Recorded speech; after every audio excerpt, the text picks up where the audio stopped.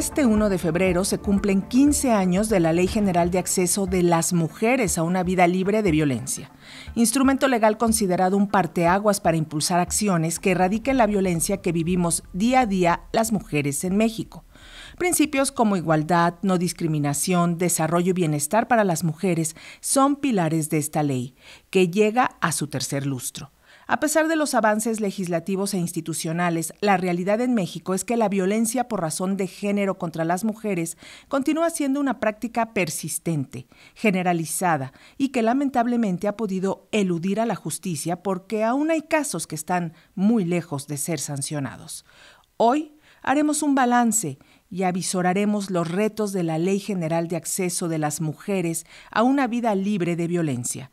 Para hacer este análisis contamos con la presencia de la senadora por el Partido Morena y también feminista, Marta Lucía Mitcher Camarena, más conocida en el ámbito político y mediático como Malú Mitcher. Muy buen día, Malú, gracias por acudir al llamado de Radio Educación. Hola, ¿qué tal? Buenos días, un gustazo estar con ustedes y compartir este gozo, esta dicha de este aniversario de los 15 años de nuestra ley. Malú, hay que decir que eres pedagoga de profesión, lo que se ha reflejado a lo largo de toda tu trayectoria. También has destacado como legisladora local y federal. Eres una mujer que ha dado muchas batallas contra el machismo y contra la violencia hacia las mujeres. Eres originaria del estado de Guanajuato y en 1997 como diputada local impulsaste la creación de una ley para prevenir y sancionar la violencia contra las mujeres y de ahí pa'l real. Tu trabajo legislativo ha estado marcado por la búsqueda de ensanchamiento y respeto de los derechos para las mujeres y para nosotros es un honor tenerte en Radio Educación. Muchas gracias, Lénica. Es un honor también para mí compartir todo esto. A tus órdenes. Gracias. Estoy encantada. Pues platícanos primero como legisladora, ¿qué balance haces de estos primeros 15 años de Ley General de Acceso de las Mujeres a una vida libre de violencia? Yo creo que además de felicitar esta iniciativa de todas y todos ustedes, del Instituto Nacional de las Mujeres, de Red Educación, déjame decirte que el balance es positivo. El balance es muy positivo. Ha sido una ley que nació para quedarse, ha sido una ley que ha puesto en jaque el sistema patriarcal, el sistema de justicia, pero también ha sido una ley que, como toda ley, ha ido modificándose, nutriéndose de la experticia de defensoras, de personas expertas en este tema, de personas con mucha práctica, con la posibilidad de no hablar de memoria, sino hablar realmente por la práctica. Entonces, es un balance positivo que tiene sus asegúnes, dijéramos, nutriendo la ley, es un balance muy positivo. La aplicación de la ley es donde hemos visto varios obstáculos. Todavía tenemos una ley de atención y prevención de la violencia familiar únicamente, y por otro lado, la Ley General de Acceso de las Mujeres a una vida libre de violencias. Entonces, esto a veces ha creado graves problemas porque lo que tenemos incorporado en la Ley General no les ha ayudado, o más bien ha sido pretexto para no tomarla en cuenta e irse inmediatamente a aplicar la ley de violencia familiar, cosa que tenemos que regular, cosa que tenemos que revisar, pero creo yo que es un balance positivo desde la sociedad civil, desde las defensoras, desde el acceso a la justicia, el acceso a una vida libre de violencia, el respeto por la vida, la dignidad, la libertad de las mujeres, que fue lo que movió cuando trabajamos en esta ley. Me parece que sí se ha cumplido el objetivo, pero la aplicación nos ha costado todavía un buen trabajo. Efectivamente, y en este balance tenemos que tomar en cuenta la efectividad que han tenido las instituciones en la aplicación de los procedimientos previstos en esta ley general. ¿Qué calificación nos podemos dar como país? ¿Estamos avanzando? ¿Estamos reprobados en esta búsqueda de la eliminación de la violencia contra las mujeres? ¿Y qué tanto las instituciones están fortaleciéndose y logrando mayor efectividad? El país ha sido un un país de avanzada.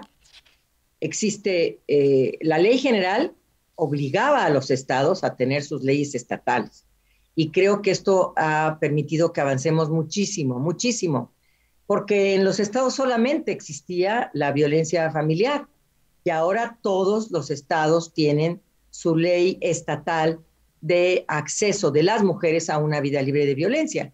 ¿A qué me estoy refiriendo? A que el gran logro de esta, y déjame decirte, Lénica, que la inquietud que tenía yo personalmente como coautora de esta ley era que nada más había una ley que protegía, que sancionaba la violencia familiar, pero las mujeres estamos viviendo otros tipos de violencia en otros espacios. Entonces, cuando yo se lo propuse al partido al que pertenecía anteriormente como diputada federal en 2003, me voltearon a ver como, espérate, ¿cómo? No, es que hay que incorporar la violencia física, la violencia psicológica, la violencia económica que vivimos dentro y fuera de los hogares. No solamente vivimos violencia familiar, que sigue siendo la número uno, pero hay que hablar de las otras violencias y de los otros espacios donde vivimos violencias, en la escuela, en la calle, en el ámbito laboral, y hablar también de esa violencia que no se quería hablar. Si de por sí hablar de la violencia contra las mujeres, de las violaciones de padres a hijas o de familiares a hijas, a hijos, no se quería hablar, pues mucho menos se quería hablar del feminicidio. Entonces, por eso creo yo que el alcance que ha tenido es extraordinario, porque hemos tipificado el delito de feminicidio en el Código Penal Federal.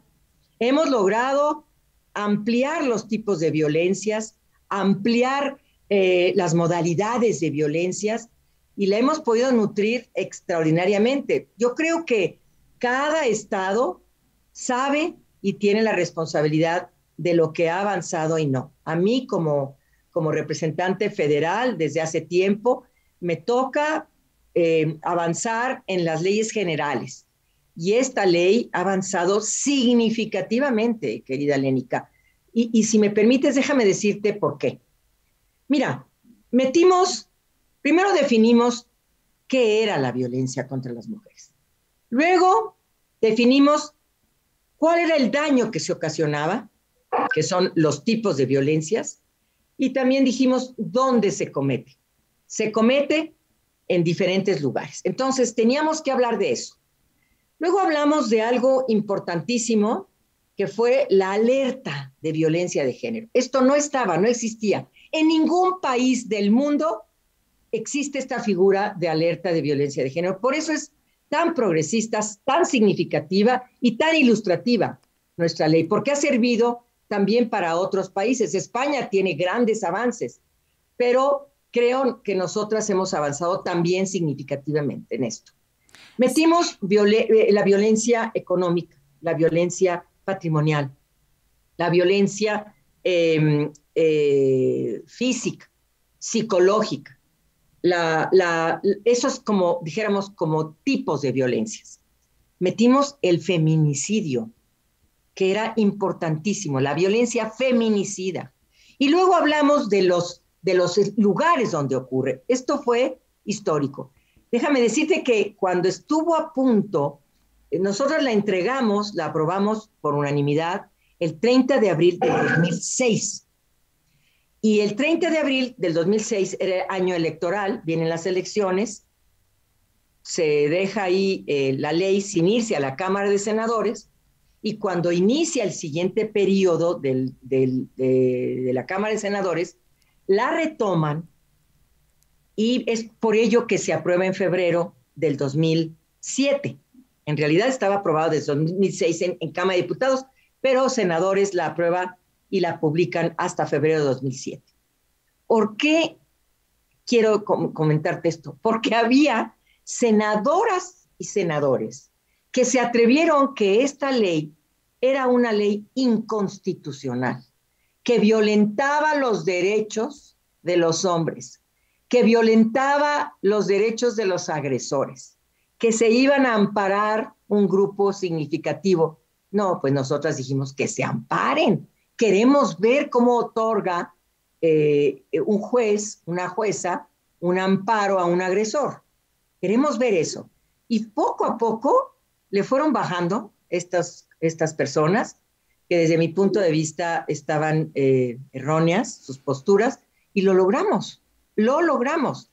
Entonces, por eso te digo que además de ser una ley innovadora, una ley muy pedagógica, que hemos ido nutriendo, fíjate, ahora tenemos incorporados los centros de justicia que nacieron sin ley, sin nada, a la buena voluntad de los gobiernos. Hemos modificado este largo camino que se llamaba la declaración de la alerta de género, que llegaban a pasar 2 años y no se declaraba la alerta de género. Ahora en un mes tiene que quedar resuelto. Incorporamos algo increíble, que en ese momento creíamos que estábamos siendo las grandes progresistas, pero la práctica nos dijo, no, hay que modificarlo como son las órdenes de protección, las medidas de protección. Es decir, se otorgaban nada más por 72 horas, ahora por más de un mes, y si quieren pueden renovar esa solicitud. En fin, creo yo que estamos protegiendo a las mujeres, le dimos una vuelta a la justicia, porque siempre las mujeres tienen que demostrar todo. Sabemos que las mujeres no quieren denunciar, que las mujeres quieren frenar la violencia en sus vidas. Eso es lo que quieren. Hasta te dicen, hable con él, no, yo no quiero denunciarlo. Y otras que sí se atreven, sí lo hacen, que lamentablemente así es la ley, bueno, hace que se actúe en consecuencia por parte de las autoridades. Entonces, sí, perdón. Pese a este enorme esfuerzo e indudables avances, y a que en el artículo 1 de esta ley también se habla de esta coordinación entre la Federación, estados y municipios para prevenir, erradicar y sancionar la violencia contra las mujeres, pues todavía no se ha logrado alcanzar, y es muy desigual la manera en que se ha instrumentado también esta ley. ¿Cuáles son los desafíos que existen para eliminar la violencia contra las mujeres en sus diversas formas de las que ya nos has hablado? Y por qué no es lo mismo sufrir violencia en Ciudad de México que en un municipio alejado del estado de Chihuahua? Esto que estás diciendo, Lénica, es muy cierto, se llama agravio comparado. Mira, la violencia contra nosotras se ejerce igual en Chiapas, en Chihuahua, en Durango, en Veracruz, en donde quieres que sea, en cualquier lugar del estado. Pero lamentablemente, por el mismo derecho que tenemos las mujeres y las niñas a una vida libre de violencias, lamentablemente se castiga de manera distinta a los agresores. Es decir, no es lo mismo el delito de feminicidio, no se castiga la violencia económica, no se castiga la violencia sexual igual, siendo un delito igual en todo el país, no se castiga de manera igual. Ese es el gran reto. Y creo yo, y te lo digo de verdad, ha sido la gran derrota, porque la armonización, porque así se llama, la armonización, no ha tenido los efectos necesarios y los efectos que se necesitan allá en todos los estados. Lo han hecho mal en algunos estados, no han incorporado algunas violencias, no han incorporado incluso las definiciones que nosotras incorporamos, pero hay que decir que sí son los desafíos. Uno de los desafíos es la armonización. Otro desafío que yo creo que es fundamental y que viene en la ley, porque bien dice, se habla de una coordinación con la federación y con los estados, es la especialización de las policías, de los policías, la especialización de juezas y jueces, la especialización de ministerios públicos y de sus equipos de trabajo. Todavía se le dice a una mujer en este país que, pues, ¿cómo no quiere que le pegue? Si mire cómo viene usted con esta faldita tan cortita. ¿Cómo no quiere que le pegue? Mire cómo me está usted hablando. Es decir, todavía nos falta avanzar muchísimo porque este machismo y esta misoginia de la que no se han librado los operadores y los administradores de justicia, tenemos que seguir trabajando en eso. Pero nunca acabamos. Y no sabes si te vas a topar precisamente con este Ministerio Público que no ha querido capacitarse y que un día, como nos está pasando en el país, lamentablemente, dice, no, a ver, la intentó, tiene las marcas aquí, la intentó matar, es un intento claro de feminicidio, y dice, no, lo vamos a reclasificar, aquí tengo la otra ley, la ley de violencia familiar y se va a clasificar como violencia familiar. Ese es, yo creo, otro tema, la reclasificación del delito. Son grandes retos, tenemos que trabajar en eso, la coordinación entre ministerios públicos, juezas y jueces y sociedad civil todavía no existe en todos los estados, tenemos que hacer que se avance. Y perdón que lo diga, el movimiento tan conservador que existe y la mentalidad que todavía existe en muchas diputadas y diputados que creen que nosotras somos quienes provocamos la violencia, que así tiene que ser nuestra vida, que pues Dios nos puso en este camino y que pues no hay que hablar de la violencia contra las mujeres porque estamos hablando en contra de los hombres. Eso es ridículo y tiene fundamentos claros en documentos internacionales que México ha suscrito, pero por ahí iría lo que yo te diría. Sí, y en ese sentido, el feminicidio sin duda es el tema más doloroso de esta violencia terrible que se ejerce contra las mujeres, genera dolor en las familias y en la sociedad mismo, y de acuerdo con reportes, por ejemplo, del Observatorio Ciudadano Nacional del Feminicidio, el grave problema es que este delito mantiene altos índices de impunidad y ni así se logra la armonización de las leyes y códigos penales para atacar este crimen que es terrible, que es de máximo odio hacia las mujeres? Sí, yo creo que, mira, esta tipificación del delito es urgente, pero en el Código Nacional, ya, urgente. El Código Nacional, porque no puede ser que nos sigan tratando. Mira, cuando detienen a un narcotraficante, lo detienen con un protocolo único en todo el país. Entonces, ¿por qué no se trata de manera igual o se castiga de manera igual a un agresor, a un feminicida? Es un agravio en contra de nosotras. Le hemos llamado agravio comparado. Por eso creo yo que vale mucho la pena que retomemos este tema en el Código Nacional. Ahí es donde ya, Código Nacional va a matar todos los códigos estatales. Estamos trabajando en que ojalá esto salga lo más pronto posible, para que ya no haya riesgo para las mujeres, porque finalmente caemos en la impunidad, es decir, en que no se castigue al agresor, en la no capacitación o especialización, y sobre todo algo importante, la ley habla de las responsabilidades de cada dependencia, de Secretaría de Economía, es transversal, de la Secretaría de Educación. ¿Qué responsabilidad tiene la Secretaría de Educación? ¿Qué responsabilidad tiene la Secretaría de Gobernación? ¿Qué responsabilidad tiene la Secretaría de Seguridad Pública? Y entonces, esto es seguridad ciudadana. Bueno, yo creo que por eso es tan importante estos ojos de la desigualdad y de la transversalidad que obligan a que tanto todos los organismos de la Federación, todos los estados y todos los municipios estén perfectamente conectados, por ejemplo, en un solo modelo de atención, que estén bien capacitados y especializados en protocolos de atención a la violencia familiar, a la violencia feminicida, a la violencia sexual. Todo esto ha sido un reto extraordinario, porque a nosotros nos toca aprobar la ley, pero las reglas le tocan al Ejecutivo, y creo que en eso hemos avanzado muchísimo, muchísimo. Es una ley y unas normas extraordinarias. De verdad, las reglas de operación son extraordinarias, el reglamento es extraordinario. Hay un momento en que el reglamento estaba por encima de la ley y nos parecía ridículo y absurdo, y es lo que en esta legislatura, en el Senado, hemos tratado de ya superar y que la ley esté por encima de un reglamento. Entonces, te lo digo porque los tres poderes tienen responsabilidades y todas las dependencias, a nivel federal como a nivel estatal, tienen su responsabilidad y tienen que cumplirla. Y ese es un gran reto también.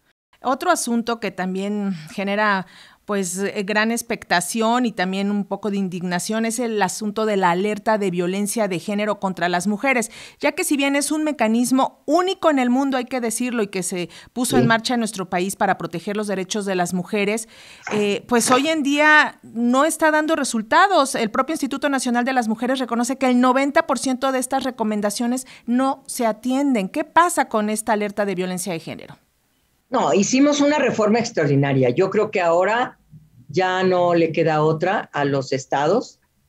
Como te decía yo, primero, la alerta de violencia de género es este instrumento, esta herramienta que tiene la sociedad civil para poder avanzar y detener la violencia contra las mujeres en un territorio determinado, no en el país entero, en un territorio determinado.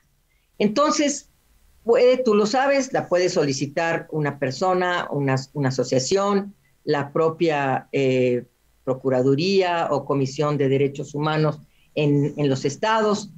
En fin, creo yo que es una gran oportunidad para detener las acciones del gobierno, evaluar qué está haciendo el gobierno para en ese territorio, en esa colonia o colonias determinadas, qué está pasando, por qué se está asesinando a las mujeres en ese lugar o por qué está fracturada la seguridad de las mujeres en ese lugar.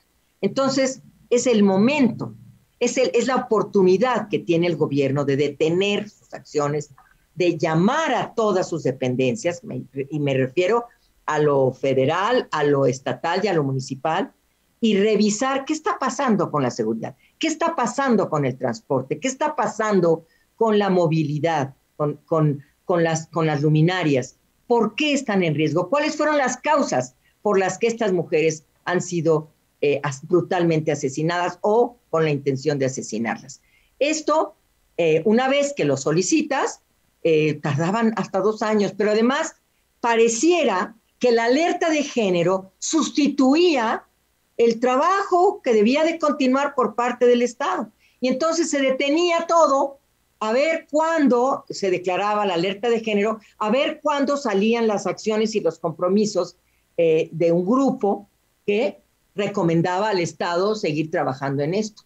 Y entonces separaban las acciones del gobierno creyendo que la alerta de género sustituía o sustituye a las acciones gubernamentales. Claro que no, es una herramienta más, es un ojo.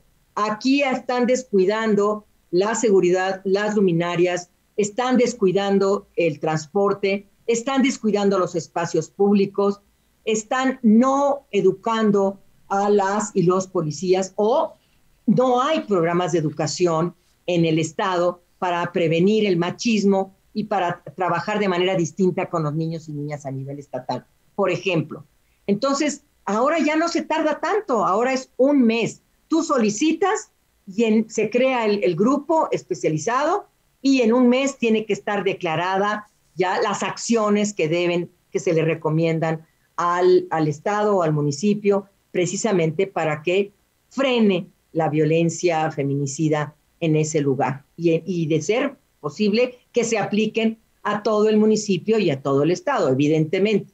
Pero la verdad sí creo que algo nos falló, ya hicimos la reforma, ya está a punto, si no es que ya se aprobó en Cámara de Diputados, tenemos una ley extraordinaria, el tema de la alerta de género, las medidas de protección, los centros de justicia, esto extraordinario que vimos que no podíamos dejar a un lado, porque las mujeres llegaban y no, fíjese que esto es familiar, váyase al 2º piso, no, esto ya es el ámbito penal, váyase al edificio de ahí enfrente, no, y esto ya es civil.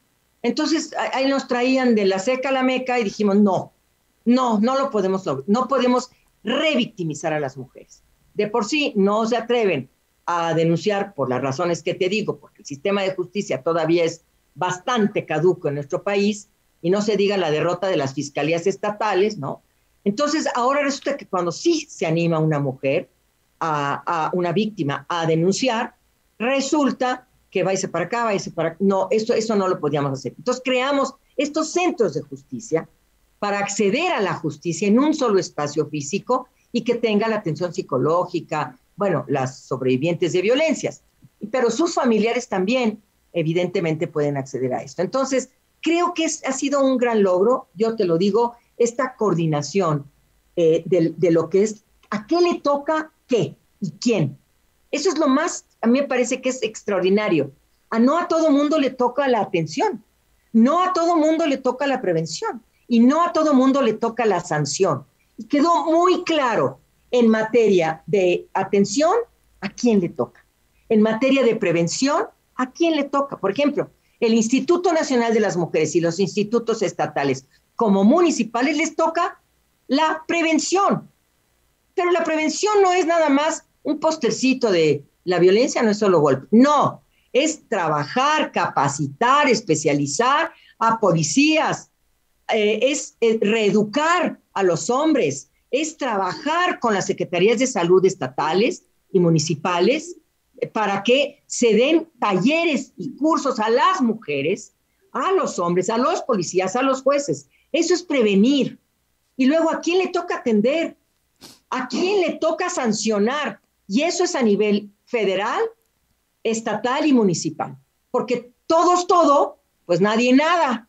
Y por eso dividimos muy bien, y qué le confiere a cada dependencia gubernamental es fundamental. Pero también algo extraordinario, cómo podemos romper los patrones, estos patrones socioculturales de conducta de las mujeres y de los hombres, por supuesto, que tenemos que meterlos en los programas escolares, en los programas de estudios, en la educación. Esto es clave. Si no trabajamos con estos niños y niñas y les decimos a los niños que el uso de y a las familias que el uso de la pistola es un mensaje aterrador, porque le estás diciendo, con la violencia puedo dominar tu vida y con la violencia puedo hacer lo que yo quiera de ustedes.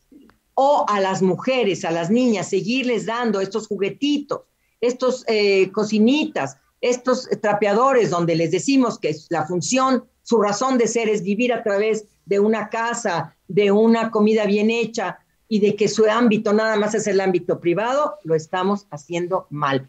Creo yo que en la Secretaría de Educación hay grandes avances para crear un nuevo modelo, la nueva escuela mexicana, que es extraordinaria el modelo.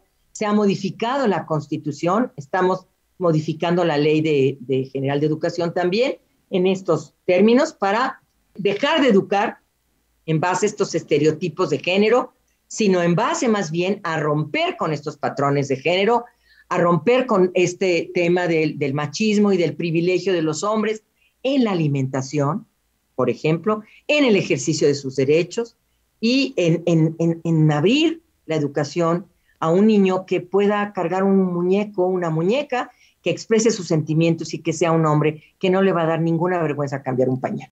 Ya estamos en la recta final, pero ya hablábamos de los tipos de violencia física, psicológica y económica, pero también existe la violencia política, que también es muy importante y quisiéramos preguntarte.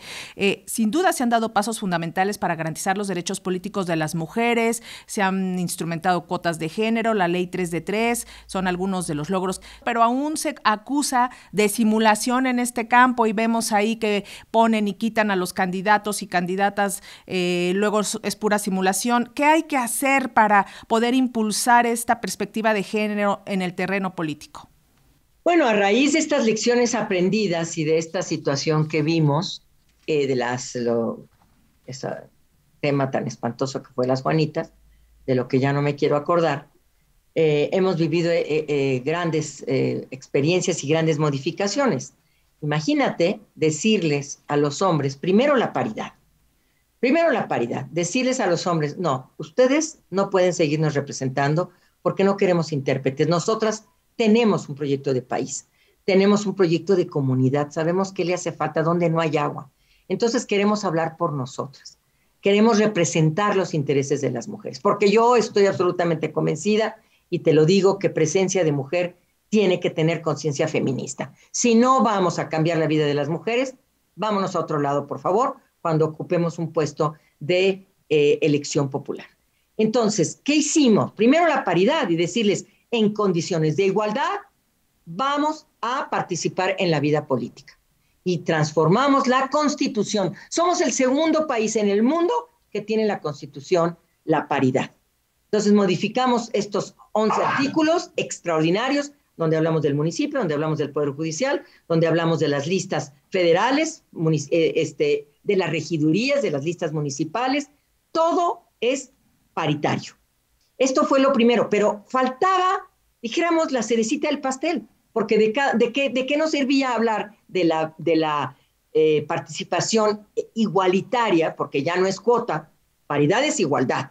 Y entonces, de esta participación igualitaria de las mujeres en los espacios de decisión, para que a la hora de la hora, que ya no te dan, por ejemplo, eres regidora, no te dan vehículo para ir a una comunidad, no te citan a tiempo para una reunión, y se ejerce una serie de conductas en contra de tu participación y de tu acción política, que realmente era violencia política contra las mujeres en razón de género.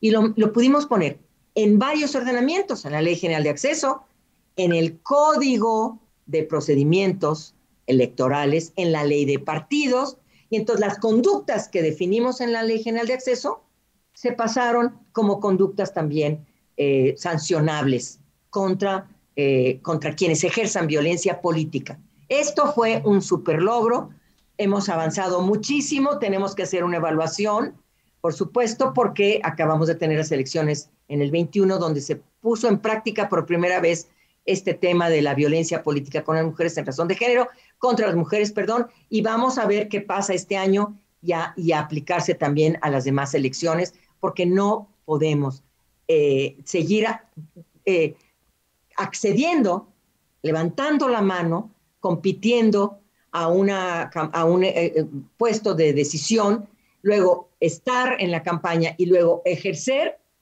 y seguir teniendo violencia contra nosotras. Entonces creo que es muy, muy bueno que tengamos esta violencia ya tipificada. Tenemos un tribunal electoral extraordinario, tenemos observatorios ciudadanos en todo el país dando cuenta, y por supuesto te lo confieso, hemos estado platicando con algunas magistradas electorales y magistrados que quieren modificar, quieren hacer algunas reformas, porque ellos están ahí en el hoy de la aplicación de esta ley, y con mucho gusto les vamos a escuchar. Pero ahí vamos muy bien.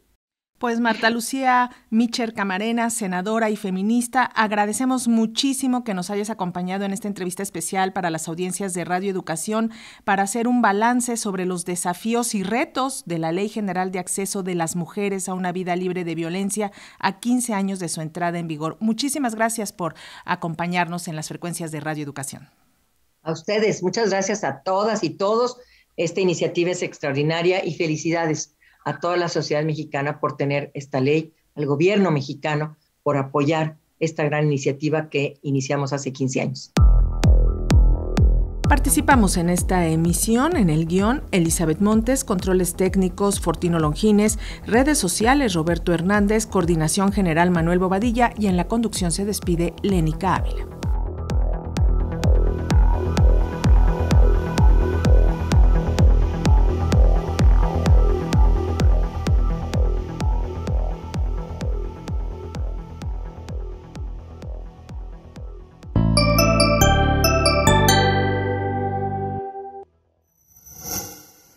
Gobierno de México.